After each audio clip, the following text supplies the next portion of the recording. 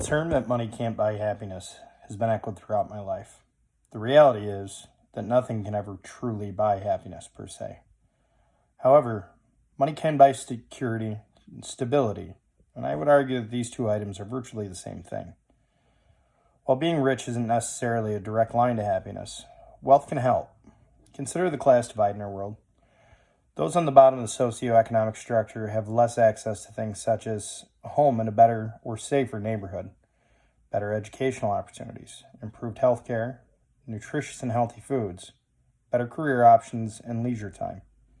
I can definitely say, after working multiple jobs at a time this year due to layoffs, that leisure time is the biggest key here.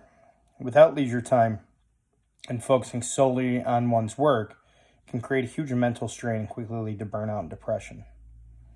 Maslow's hierarchy of needs comes into play here.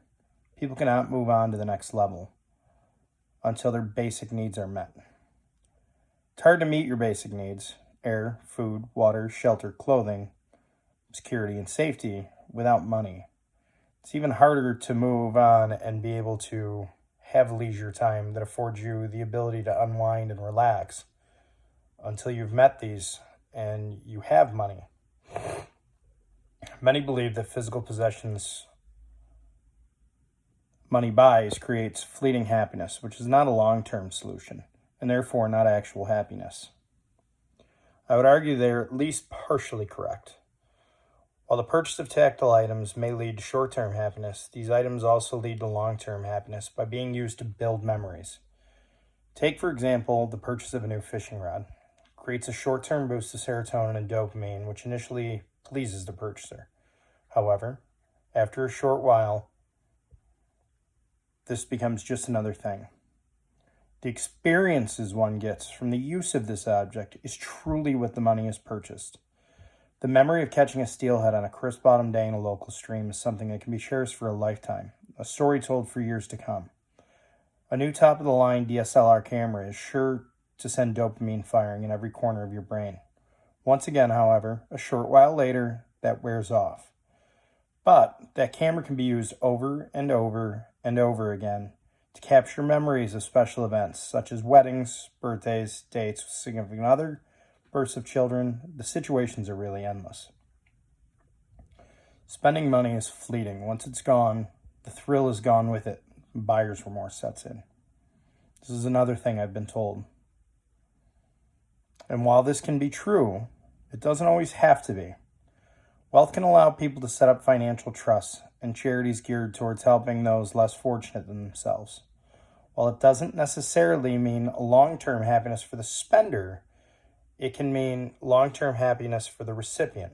The key here is that this money is being used to buy happiness. There's no precondition that happiness has to be for the spender. For example, someone who sets up a trust to pay adoption fees for shelter animals. These animals can go to families who would otherwise wouldn't be able to afford to adopt a pet due to the high costs of shots, spaying, and neutering, and other associated fees which generally have to come up front.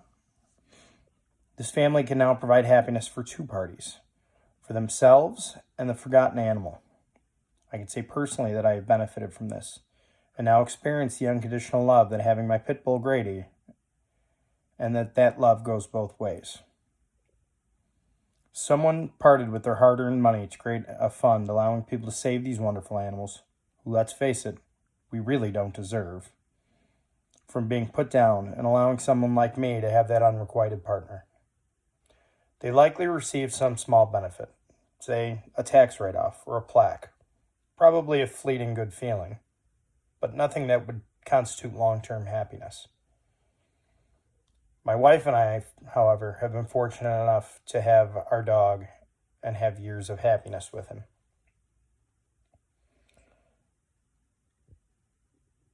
I guess the point here is that many would argue money can't buy happiness, and that happiness truly comes from the heart. And that's true. But money, and wisely spending it, not necessarily having a fortune of it, can lead to setting up scenarios in your life where you can relish in the happiness you have because you're safe and secure and loved. Can money buy happiness? I think it can. It just depends on what your definition of happiness is. Thank you.